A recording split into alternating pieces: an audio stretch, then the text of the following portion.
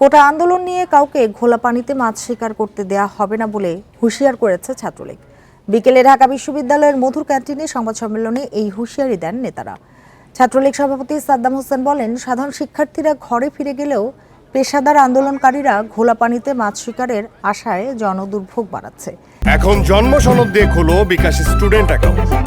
নিজের বিকাশ নিজে কর। বিচার বিভাগের পর্যবেক্ষণ কোটা সংস্কারের পক্ষে গেলেও আন্দোলনকারীরা মেধার টেন্ডার নিয়ে তামাশা করছেন বলেও অভিযোগ করেন তিনি। এর আগে কোটা সংস্কার ও কোটা ব্যবস্থাপনা নিয়ে সাধারণ শিক্ষার্থীদের মতামত জানার উদ্যোগ নেয় ছাত্রলীগ।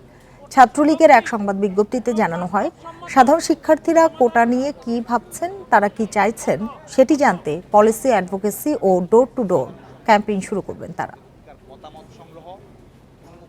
আমরা বলেছি যে এটি তো একটি পলিসি ডিসকাশনের বিষয় এবং তাৎক্ষণিক যে সমাধান প্রয়োজন ছিল আদালতের নির্দেশের মাধ্যমে ইতিমধ্যেই সেই তাৎক্ষণিক সমাধান হয়েছে। এই মুহূর্তে বাংলাদেশে কোথাও কোনো কোটা নেই। তাহলে তারা কি সরকারি চাকরির পরীক্ষায় অংশগ্রহণ করে উত্তীর্ণ হতে চায়? তারা কি চাকরিজীবী হতে চায় নাকি আন্দোলনজীবী হতে চায়?